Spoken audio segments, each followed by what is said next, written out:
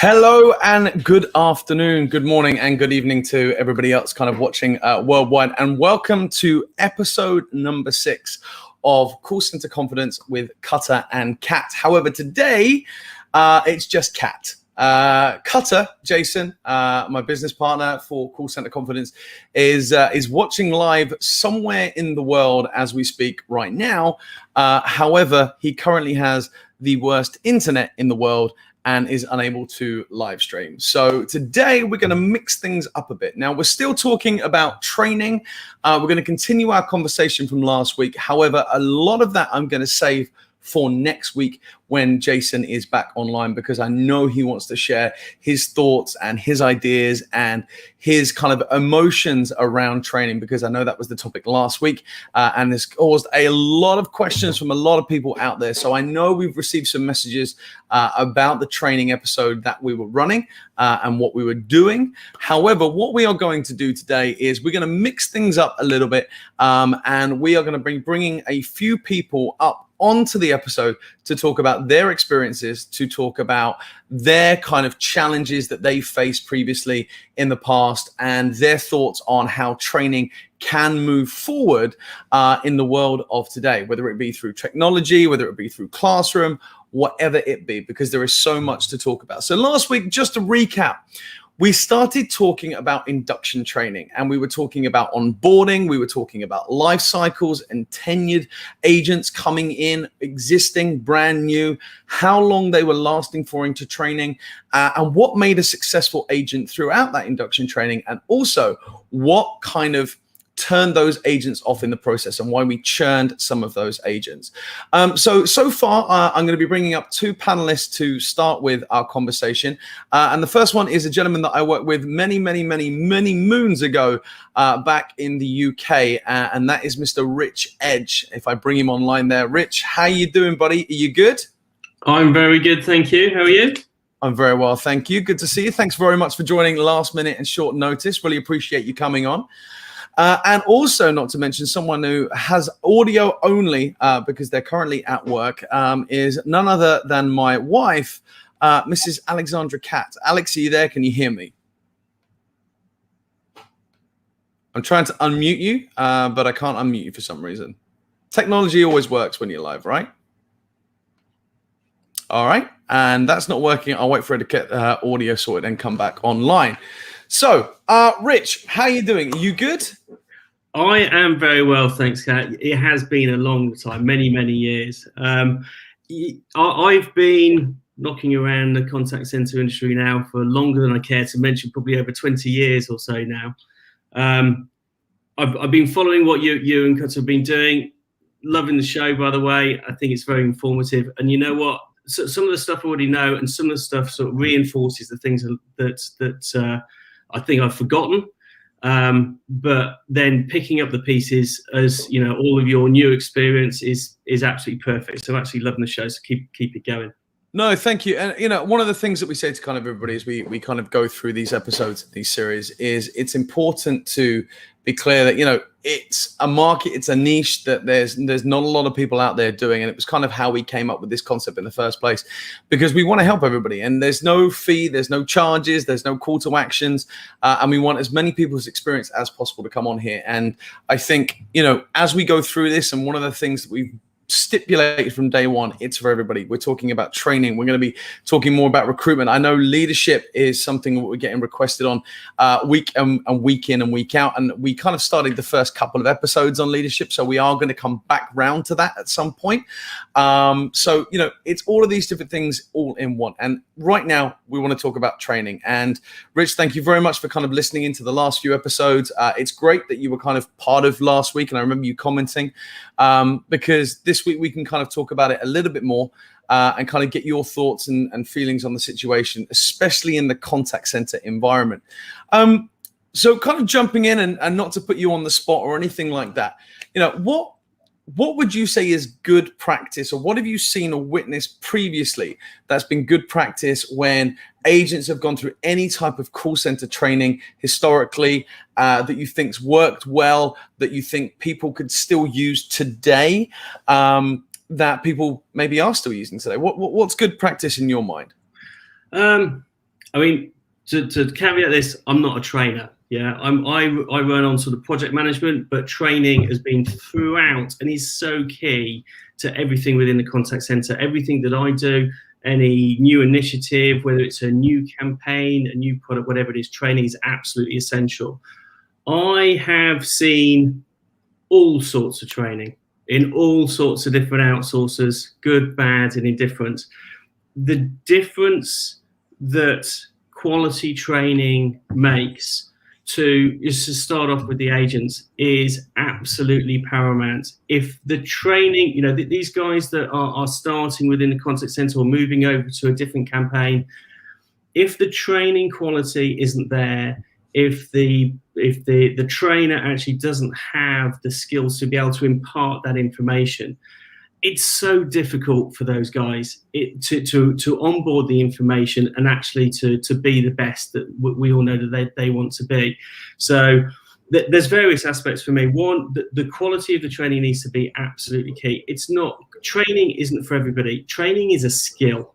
Yeah, being able to impart information with enthusiasm in a way that people can absorb it and utilize it and retain it is a skill. Yeah, it's not my forte. I've seen it done really well. So one of the things for me is absolutely preparation in the training material.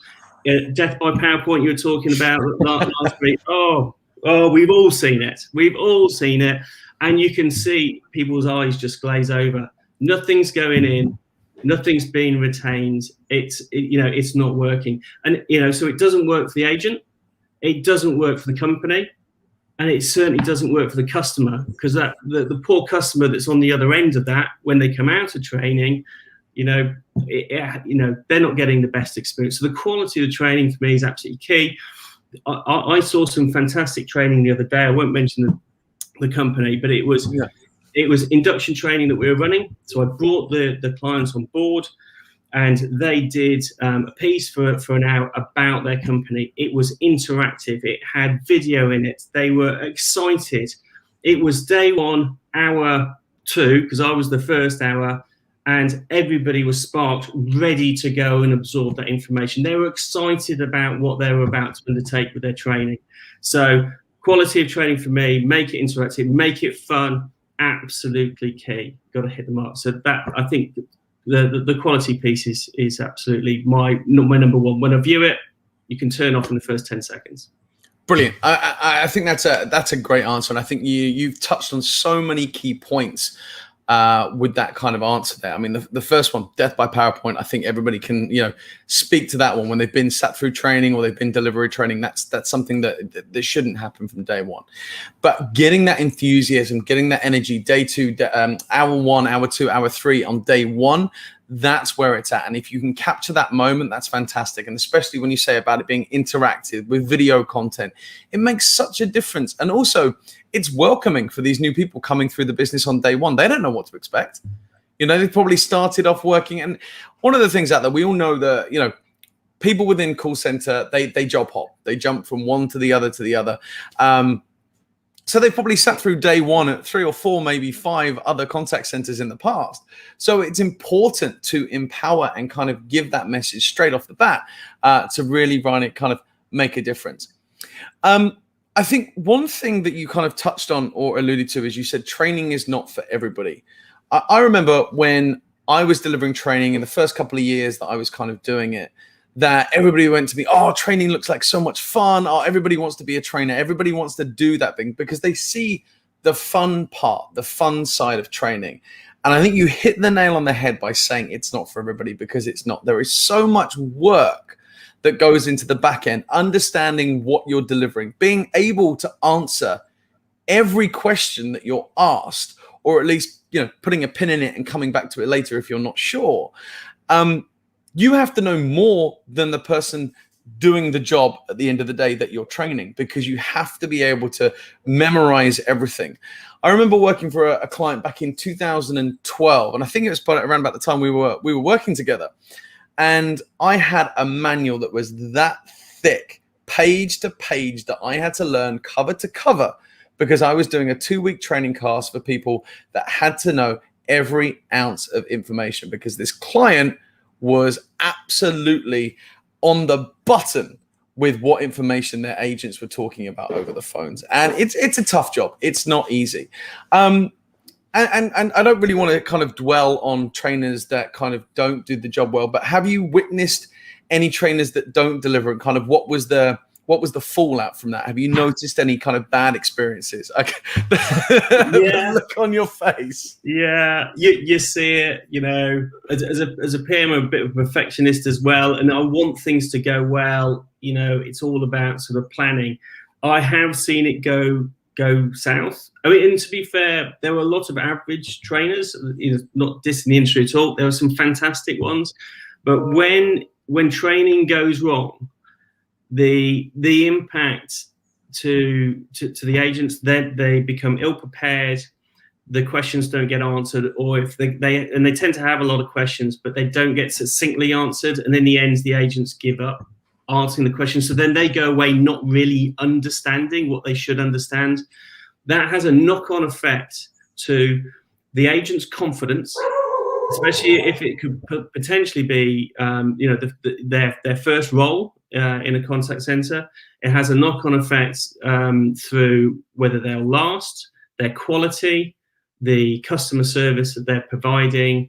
The KPIs and SLAs can be low. It's if the training elements and the support, the post-go live support pieces aren't correct, everybody loses. The agent loses because they don't have the confidence and the knowledge and skills to do their job, which is our job to empower them to do that.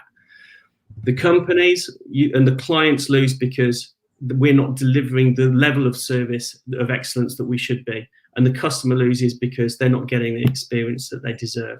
So the knock-on effect, it is huge. It has to be right.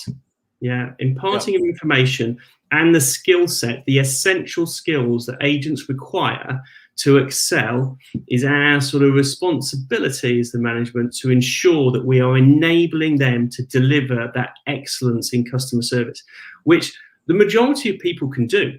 It's a skill they can learn. And let's not forget, this is a skill that I remember being on the phones years ago. You learn things on the phones that you can't learn anywhere else. Yep. Yeah? Your communication skills just start to explode. And you could be quite young at this point. And, dealing with difficult customers, there's nothing better than resolving somebody's problem. They come on and it's Mr. Angry and this has gone wrong and that's gone wrong. And by the time you've finished, they're not only thanking you, you've resolved their issue, you've empowered yourself, you've done the right thing by the customer, and you feel great yourself. You only learn those skills being in a contact center. Yeah, and that's just the start of it, as because they can go on to be management and all sorts of other things. So, it all starts with training. Yeah, training is knowledge and power, and it's empowering the agents to do their job. That's what training is all about. And it could be, they could be their first job. It could be an enhancement. It could be they could be moving into sales, whatever it is. Training them and empowering them to be able to have the skills and knowledge to do their job and grow their skills is the job of the trainer. It's absolutely fundamental. I couldn't.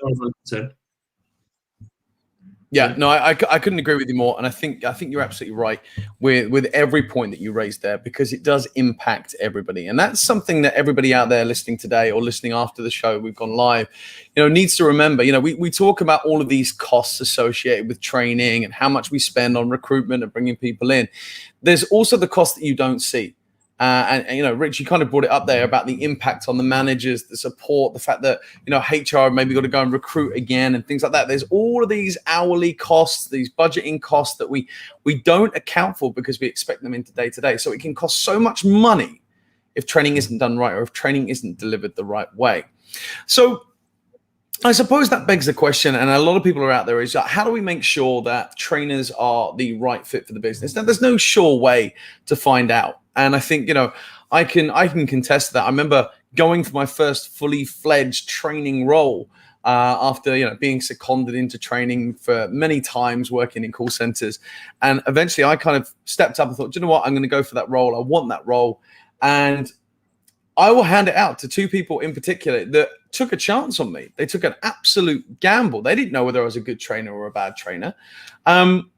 And there are so many factors that I learned, especially when interviewing trainers in my kind of tenure, to make sure that they were out there delivering the right message, or out there delivering the right content that we have to look at. So for me, and again, Rich, I know you've worked in an operational capacity, and you look at all of this from kind of the oversight. You know, in your opinion, what makes a good trainer? What do you think are the qualities of a trainer that could deliver the right message in the contact center environment? I'm putting you on the spot with that question there, but I'd love to hear your insights. That's a great question. Okay, so just from my opinion, the characteristics of a great trainer, and there are many, and it's very varied as well. And I think that maybe that's why it's difficult to be a great trainer, because the skills you require are many and varied. We said about preparation, actually having the vision to take that information, assimilate it, and deploy it in a particular method that is understandable and achievable. Because quite often that big manual that you've got given is very dry. Now you've got to make it exciting, informative, and something that they can absorb and repeat. So having the ability to take information, decide how I'm going to present it, how the best way to present it to ensure that it's going to hit the mark. And that could be all sorts of different mediums. That could, you could be doing active demonstrations on a system. It could be practical demonstrations. It could be participation. There's, we've done with stuff in the past, and they're actually sitting in a kitchen, looking at stuff, going through things, whatever it is, that product piece. How are we going to get them excited about the product? It's all different. Is it video? Is it, is it location based? It can be all sorts of different things. So for a skill to actually be able to take information, decide how to disseminate it, create it, there's a whole creation piece here. And that's not just IT skills, that could be video skills, presentation skills, all that sort of stuff. And then package it up. Packaging it up and ensuring that the delivery is correct, and you're feeding the information in a particular way that continually reinforces the previous messages. Mm-hmm. It ties it in, because it's like the book. When you're writing a book, you've got to understand roughly what it's about. You can't just do it, wing it as you go along, because something halfway through is going to refer back to something at the beginning. Mm-hmm. And understanding the journey of that piece of training for the agent actually makes that a fantastic piece of training. That's what, like a fantastic film. It's the same thing. It's a craft. Yep. So I think there's presentation skills, there's creation skills, but then on top of that, you've got to have you've got to be a people person for a start. You're going to be meeting lots of different people, lots of different names, and the same with any sort of form of management. Everybody's different. So all of those guys that are sitting in front of you, looking at you, you're about to give them some information, learn in different ways. They have different styles. They learn at different speeds. You've got to pin all of this together and ensure that they're all engaged. So, there's communication skills there, there's delivery skills, there's creation skills, and enthusiasm. So maybe that's just some. I think you just summed it up in a overall package ready for Christmas. There was some absolute golden nuggets right there, and I think you're absolutely right, because there are so many skills that are required to be that trainer. And I think the one that stands out for me is, as you said, you're stood there, people are watching you, they're ready to take on all that information. All of those skills that you just mentioned have to come out when you open your mouth. They have to come out when you stand there, when you hold your posture, when you present to the screen. Because if you're not engaging, if you're not happy, if you're not smiley, people are going to switch off. And I've sat there in certain training classrooms, and I've watched trainers, and I've gone, are you really delivering content to people? Are these people listening to everything that you're saying. And maybe that's me. Maybe that's my judgment, and kind of how I set my own expectations against everything else. And there are so many different factors. A comment from Stephen, which I'm putting on the screen now, is train the trainers and measures on their outcomes in terms of success of their agents. Now, Stephen, look, I think you're absolutely right. I think for me, so many people can take this different ways, and I've seen people go, well, hang on a minute, so what's the outcome of training? Let's mark happy sheets, at the end of training. Did you like the trainer? And I know this is not what you're referring to, but did they do a good job? Were they engaging? Were they entertaining? For me, and Rich, I don't know what your thoughts are, but for me, happy sheets are never really kind of a key metric. And the reason why I say that is if you catch one of your delegates on the wrong day who's unhappy, who's miserable, who's not had lunch yet, who's thirsty and they want sweets, they're just going to tick negative for everything. So for me, and like I say, I know that's not what you're talking about, Stephen. Happy sheets are there. And if you disagree with me, anybody watching out there or anybody afterwards, please send us a message about happy sheets for different results. Because like I say, they're either going to be completely negative. I always send out kind of happy sheets after I've hosted training with a client to get feedback. And 9 times out of 10, it's all great. It's all happy because everyone's had a good time. So, you can never really go off a real key metric for that. But the point that I believe Stephen is making, which I really want to refer to, is train the trainers and measure their outcomes in terms of success of their agents. And Stephen, please correct me if I'm wrong here, but what I'm assuming you're getting at is the fact that the deliverables once these agents are out on the phones. And Rich, I don't know if you kind of read that into that message exactly the same way. I'll bring it back up on the screen again. But for me, I'm reading that as and interpreting that as training is finished. I am now live. I am now doing my job in customer experience, in sales, whatever it might be. And now I have to deliver my metrics in terms of customer performance. Am I getting a good NPS score? Am I getting a good CSAT score? Am I getting the sales numbers that I need to get in? And am I doing the right job? Would you read into that way, Rich, or would you take it another way? Yeah, I would. I'd agree with all of that. I have a point of view, and you brought it up when you remember we were talking about recruitment. Yeah. So if I'm running a contact center and I've got a whole lot of new agents hitting the floor. Yeah. I've seen poor recruitment and it's made my life hell. I've seen poor training and made my life hell. So when they arrive, there's 2 pieces for me because there's 3 sets of management. I've got recruitment, I've got training, and then I've got the team managers, which is obviously my remit. So then if recruitment is wrong, I'm now managing, or training was wrong. It's training or recruitment is wrong. I'm now managing and spending all my time, all my TMs are spending 80% of their time managing the poor performers, either because of recruitment or because of poor trainers, which have to retrain, redoing work, lots more support.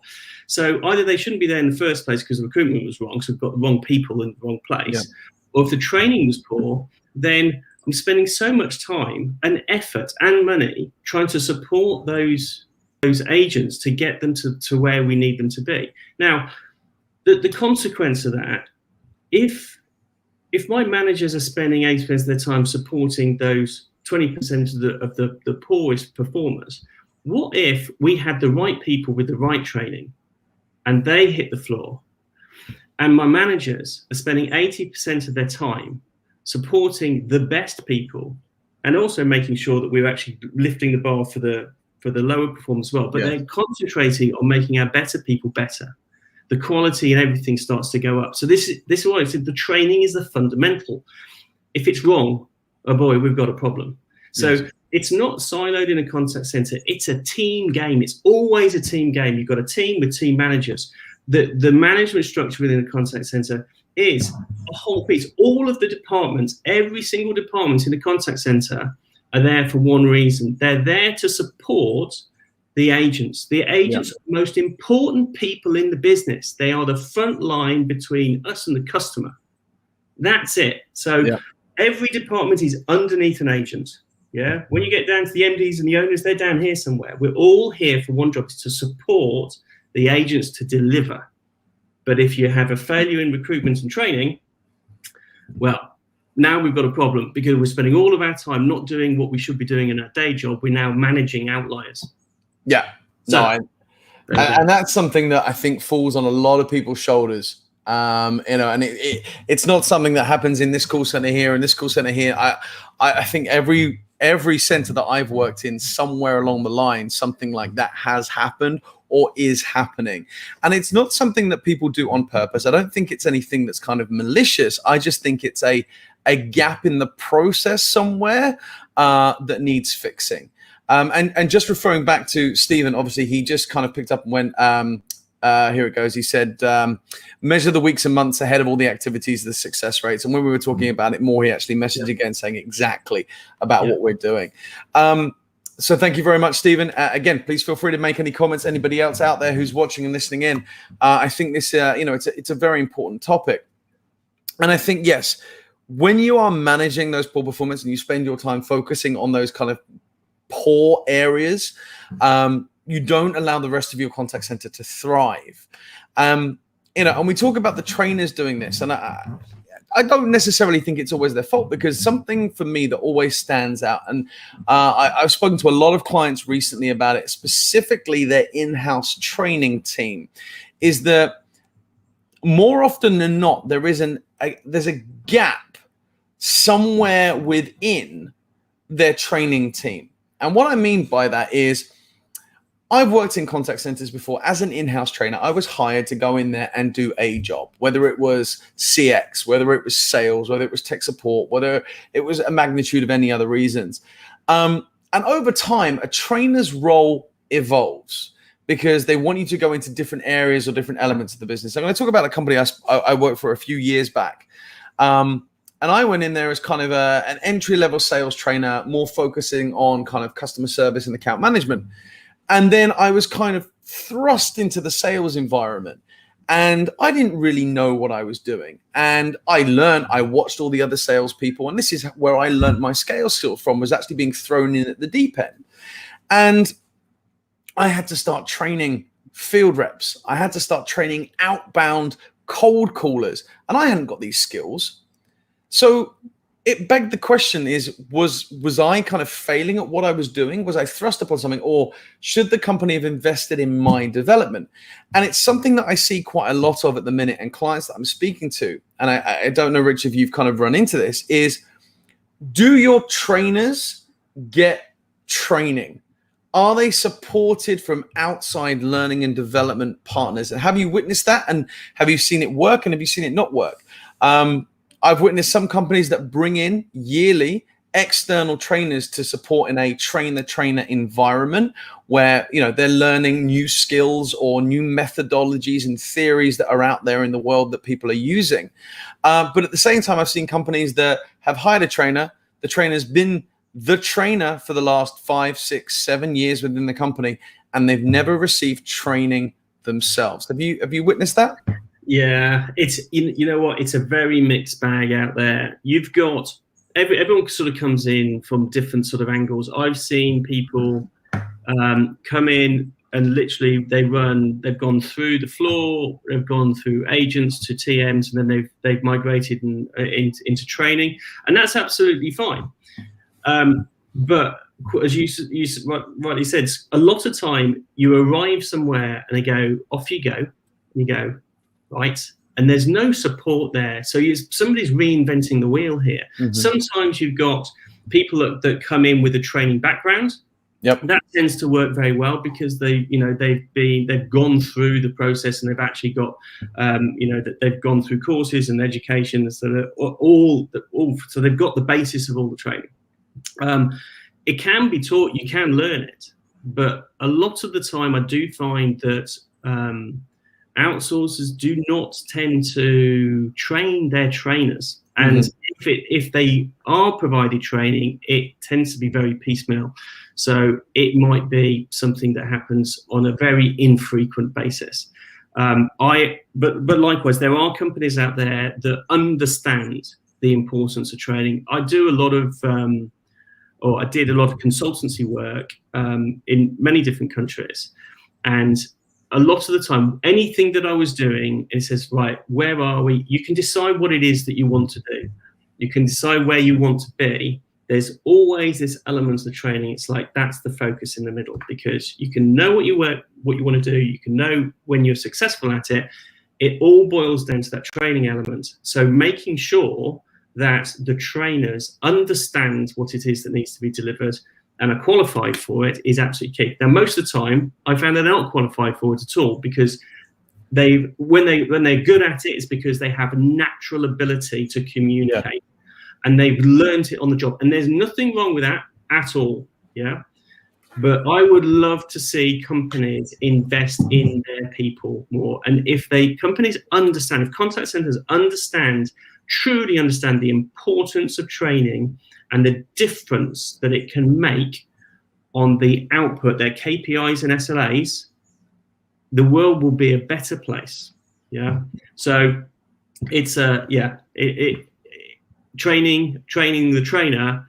I would love to see more money behind that in the budget for contact centers. I think it is essential. If you find the right trainer, they'll absorb this stuff, and it will pay in spades going out to the agents all the time.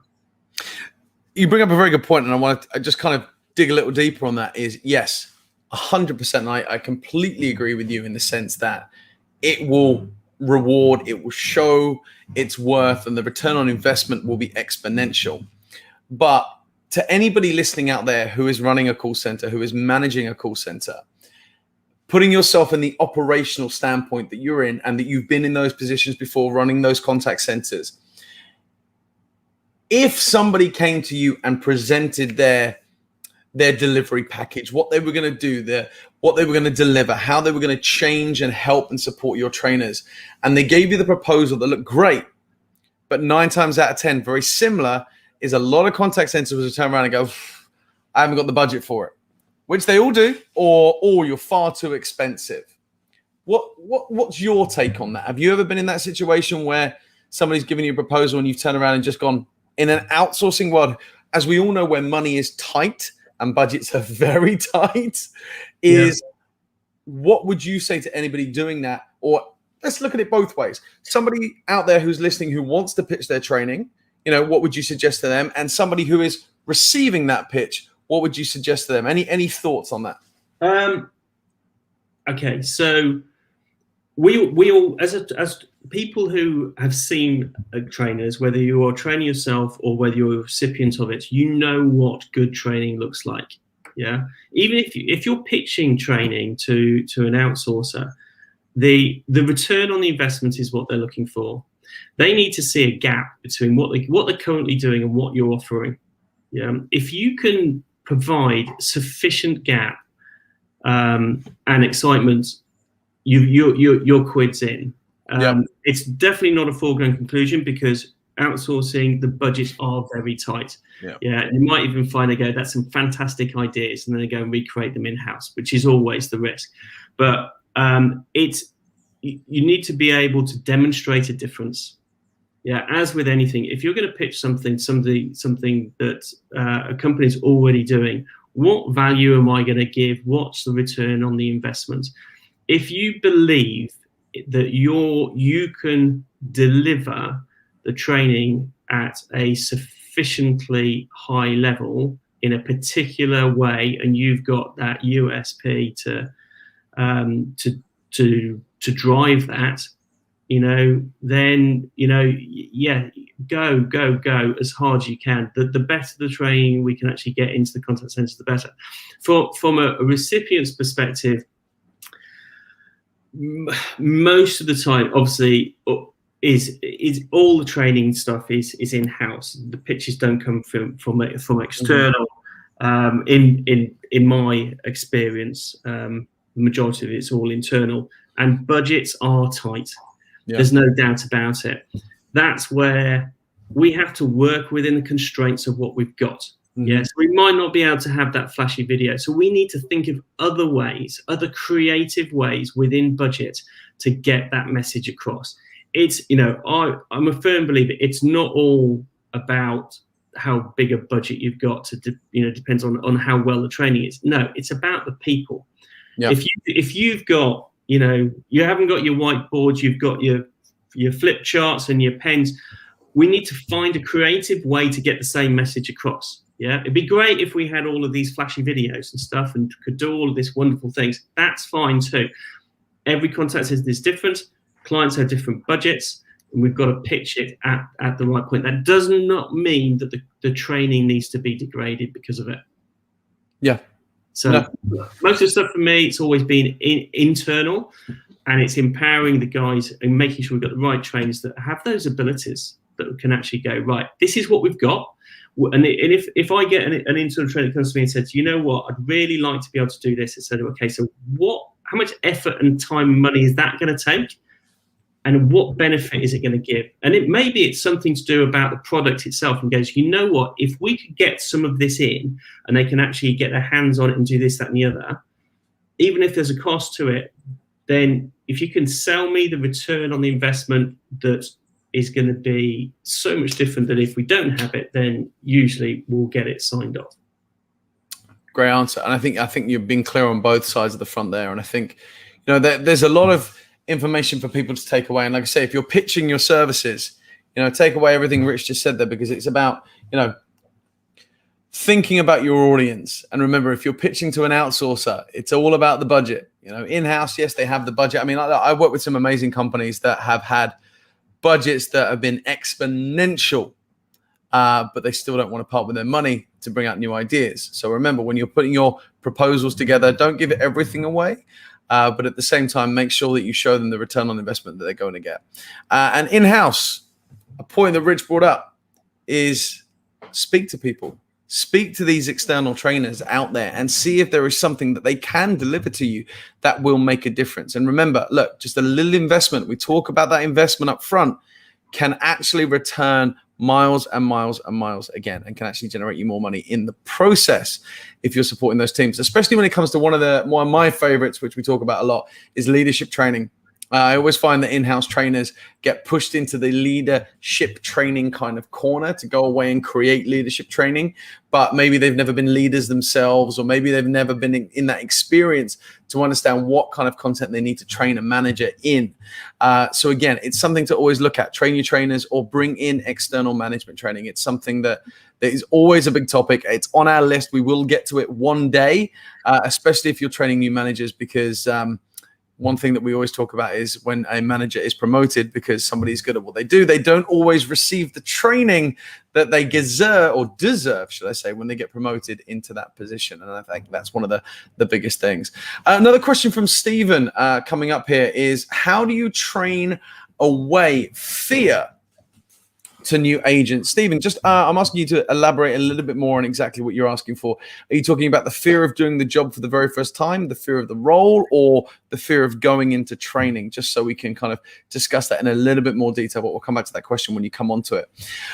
So obviously, talking of that leadership training, have you been on the receiving edge where your leaders have never received training when they've been promoted? Yeah. I mean, I've been quite lucky in the places that I've been, that the leadership training has been there for myself and others, and that works really well. But again, even in management, leadership training, some is fantastic, some isn't. Yeah. It's not just the domain of the agents that can sometimes get great or rough training. Actually, probably about 5 or 6 years ago, there's not much leadership training that I haven't been through of some guise or another. But I tell you what, there was one company that I worked for, and an American chap they got on board, and I went through a piece of leadership training with him, and he opened my eyes. I started off as like, okay, I've seen this before, and then all of a sudden he got my attention. He was delivering in a different way. He started talking about people's own progression and their career themselves, and actually things changed, and that it snapped for me and went, that's the training that I want.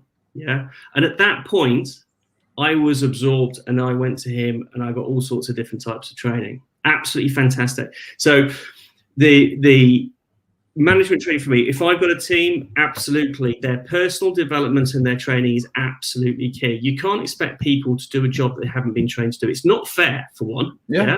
It's not empowering. It's like, agents, team managers, anybody in a business needs training and support to bring out their best qualities. Yeah, at the end of the game, we say this is a team game, and it is a team game, and different people do different jobs, and you want to get them to do jobs that they're good at and they're interested in, and then you can empower them by supporting them to be even better in the things that they like to do.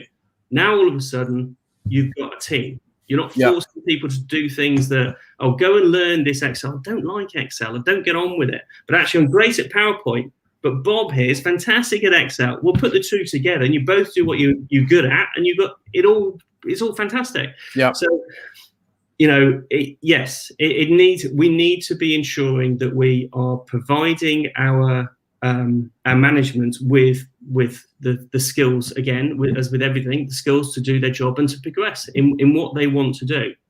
They become more productive. They get more enjoyment out of the work, and everybody wins. And I'm always looking for that win-win-win, always. And it's always there. You've just got to know which buttons and levers to actually work.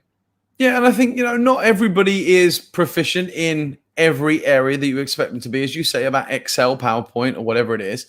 And as you say, you know, every job role always comes with that caveat at the bottom. And I've seen it on every single JD out there, every single job application. The last bullet point is proficient in Microsoft Office, Word, Excel, PowerPoint. And I think it's a given now on every application.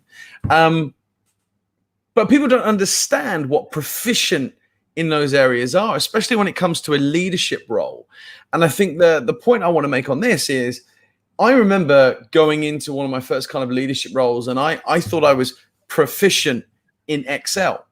And, you know, you raised Excel a second ago. Boy, did I have my eyes opened when somebody showed me what Excel could really do. You know, I knew how to create a column, how to add something up, how to put all my numbers in so I could move it over here and do whatever. And then when people came to me and said, well, you know, what's the VLOOKUP on this? And, you know, what's the COUNTIF? And I was like, so what? Yeah. You know, and I don't think job descriptions really kind of elaborate on how much proficiency in Microsoft Office you should have. You know, there should be some kind of leveling skills out there, you know, and people know what beginner, intermediate, and advanced actually means when it comes to Microsoft Office. But that's a great point. I love that you brought that up. Stephen, so you've just returned with your comment here. Yes, in outbound, the fear of intruding to the people that you are calling. If we recognize that we are, let me put it up on the screen. If we recognize that we are usually bringing new people into the job, then calling people can be frightening. Can we teach those agents not to fear it? Do you know what? Fear for me, and Rich, I don't know whether you agree with this or disagree with this, but fear for me is the unknown. And I will always say, you know, we always fear what we don't know. So I think if you kind of understand what your customers' reactions are going to be, and we equip our outbound calling agents with the tools for, and this is something that's very much overlooked, objection handling techniques. What's going to be thrown at you, especially in an outbound environment. The rejections that you're going to experience. Nobody likes to be rejected. It's like asking somebody out on a date. Everybody's afraid of doing it because they're afraid of the word no. And it's the same with any kind of sales environment. And I hope I'm kind of touching on the point that you raise here is, yes, it can be frightening. Yes, it can be scary. And I think if we give our frontline agents, our frontline reps, field reps, sales reps, outbound, whatever it be, the tools they need to do their job adequately, then that fear will eventually dissipate. Now, don't get me wrong. There's always nerves when you're phoning somebody new for the very first time. There's always that, again, fear of rejection in there. But again, when you get used to it, I've worked with a lot of outbound reps specifically who just tone it out and just kind of put a block up to the rejection and carry on dialing and smile while you dial, and the classic call center words that we used to use, because you can't take your fear onto the next call with you, because otherwise it's just going to build and build and build. I don't know about you, Rich. What do you think in that environment? I think it's about tools and giving everybody the ability to do their job. Everybody starts the same. Whenever you do anything new, it's you can be nervous, you can have fear. Yeah, it's a natural piece. And having agents, especially when they're starting out, understand that you need to empower them with the skills and tools for the job, absolutely. But it's absolutely normal to actually have some anxiety and fear when you're starting something brand new. You do the same thing when you start to drive a car down a road or do anything. Yeah. First time you jump out of an aeroplane with a parachute, you're going to be nervous. It is human. And making sure that the agents understand, okay, so this is good. If they're brand new, not been on the phone before, this is all absolutely normal. No, absolutely normal. I was exactly the same. So is everybody else, right? This isn't a unique feeling for you, right? It's fine. What's going to happen is this, right? And, you know, when they start making those initial calls, ensuring that they've got the support, that there's somebody there, there's somebody coaching, whether they're going through their grad bay or whatever we want to call it, yeah, to support them, and then is talking to them. And by continually running through, we all know that by the end of the day, they have now gained confidence. Mm-hmm. They have achieved. Yeah, they might not be the most strong communicators, but all of a sudden now they've done something they haven't done before. They're becoming familiar with it. And if we give them the correct support, then they will overcome that fear. And that is, you know, that is a personal growth achievement for somebody actually starting out on the phones. And that learning curve to start with is tall, but boy, you don't half learn a lot. Yeah. But we've got to make sure we don't drop these people. It is our responsibility to ensure that we nurture them, we grow them to be the best communicators they can possibly be. So fear, yes, but it's normal. It happens to us all. Yeah, that's absolutely good. But you know what? When you look at Sarah over there, she was very nervous. Look at her now. Yeah, she's helping people. And also, I think picking up on the other bit that you said, Catt, about rejection, right? We got to understand, and one of the things, so I'm really into ensuring that people are given the tools and skills for the job. I think the essential skills of a contact center agent is absolutely key. Having them understand that every single call is the first call for the customer. Might not be the first call for you, whether it's inbound or outbound, but it's the first call for the customer. When you smile, when you dial, all of that sort of stuff. Your attitude and state of mind is going to make the difference whether you are an agent or a fantastic agent. Yeah. And this is all part of this skills learning curve. But fear, I have not seen people lose it over fear. If they get the correct support, they will grow and thrive. Thank you very much. I think that summed up everything perfectly, and I think you're right there. And Stephen, hopefully we kind of answered your question as best as possible there, talking about all the ways that you can kind of overcome that. And again, if you want to find out any more, please don't hesitate to get in touch. Rich, I'm sure will be available to comment on any other questions you've got, as have I. And Jason, who's tuning in somewhere from around the world. I want to say he's in Memphis. I have no idea where he is today, but he's somewhere with very bad internet. And just a reminder for all of you listening in, Jason will be back next week. Don't worry, because he's traveling about, and hotel internet is never the best. And also, Rich Edge, thank you very much for joining us. We're not going anywhere just yet. We're just going to wrap up in a few minutes' time.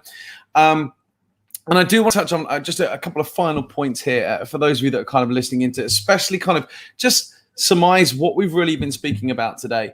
And I think it's important to remember that if you have an in-house training team, if you are working with a group of trainers, it's important to treat them the same way that you would treat your frontline staff, your managers, your C-suite, and whatever it might be. And that is to invest in their development. That is to help them grow and be better at what they do. Because if you do that, long term, you will have much better results with the people that they are training and they are mentoring through whatever business you are running. And yes, it may cost money. And we know that everybody's budgets are tight at the moment. We know that on the back end of COVID, nobody wants to spend money. But remember, if you invest, you will get a return on that investment if you invest the right way. Don't just throw money at it and hope it disappears, or hire extra trainers who have better skill sets. It's about developing the people you already have. You already had them in place for a reason. And I think it's important to remember that these people will help you every step of the way. So look, today we spoke about induction training. We spoke about trainers, management, frontline staff, and how we can support them. We are definitely going to be talking about more and more as the weeks come on. I'm looking at my list, especially we've still got so much more to cover when it comes to training. And we kind of alluded to it today, and Rich kind of brought it up already. I think he's been looking at my list of what happens when training goes wrong, and what happens when training doesn't even happen at all. There are so many things like that. And it's how we avoid the poison apples within our group, so to speak. And again, one thing that's important as well is our LMS throughout training. And Rich, I'm not sure if you've worked on e-learning systems and learning management platforms and things like that, or you've had people that work there. I want to talk about that in the next kind of couple of weeks, but I think it's important to realize and recognize is an LMS and an e-learning platform will never replace a trainer. As much as many companies think they can spend money to replace their trainers, it doesn't work like that. And likewise, a trainer will never replace e-learning platforms. In my opinion, it's about having a blended approach. Have you been in those situations, Rich, where you've had trainers and e-learning platforms kind of work together or work separately? Yes, as it's evolved over the years, from no LMS into LMS systems, it can work great, but tools are there to be used, and there's the right time and place for them, and they need to be integrated carefully. There's a lot of technology out there and some great tools to bring things to life. LMS works for me, absolutely. We just need to have the skills to actually make sure that you're driving the LMS and it's not driving you, to make sure that you're delivering the right content to the agents. And just on the agents point, a lot of the stuff, I've been through many different, a lot of the outsourcers, you've got India and Philippines and all over the place. The importance of however you're delivering the training, we must always remember the human element of this, is that a lot of the outsourcers, the big outsourcers that are in those, you've got South Africa, you've got India, you've got the Philippines. Some of these areas, these jobs, these agents, this is the source of income for quite a large family. And empowering them to start off a career in contact centers with the essential skills and knowledge for a contact center agent, and allowing them to succeed, is not just supporting the business element of it. Supporting these people makes a huge difference to them and their families. So, I'm sitting in the UK, you're sitting over in the Caribbean, and we'd be all over the world. But actually, for those people that are listening in other areas such as the Philippines and India and some others, how important this role is in getting this training, empowering these people to be able to have a career in contact centers is, because it goes beyond just the individual that you're seeing in front of you. This can be empowering for quite a large family. Yeah. And so some of these guys could travel, and they stay around the contact center for a whole week before they go back. And that's the sole, the sole source of income. So there's a much wider piece here for our whole industry. Yeah. And the contact center industry is huge. As much as you think it's a small market, a small pond, it is not. It is absolutely massive. As you say, India, Philippines, South Africa, Manila, America, Caribbean, South America. And those are just some of the places that, we're talking about. Plus, not to mention your homegrown call centers in your own countries. There is so much out there. And like I say, some see it as just a job, and others see it as a career for life. I've been working in the call center industry now for close to 15 years.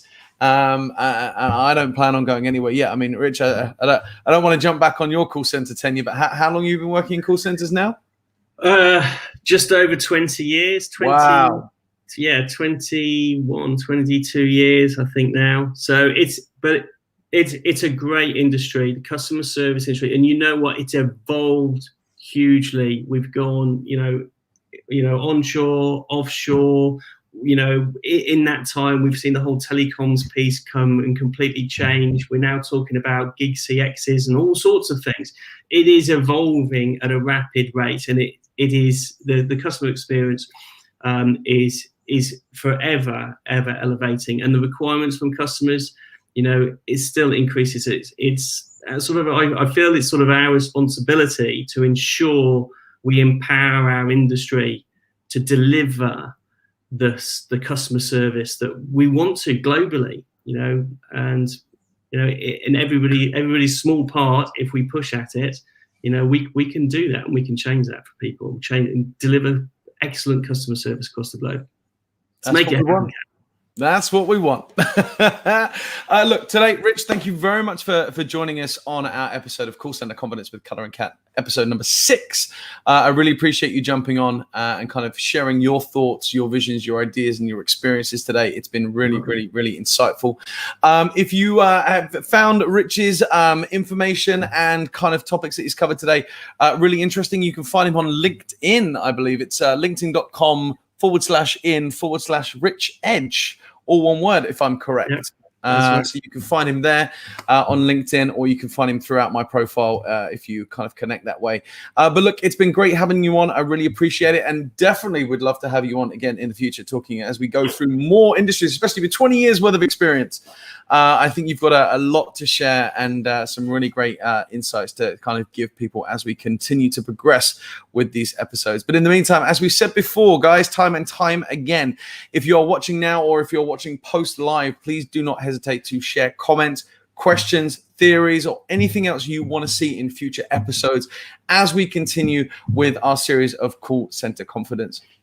We are officially now on Instagram. We're officially now on Facebook.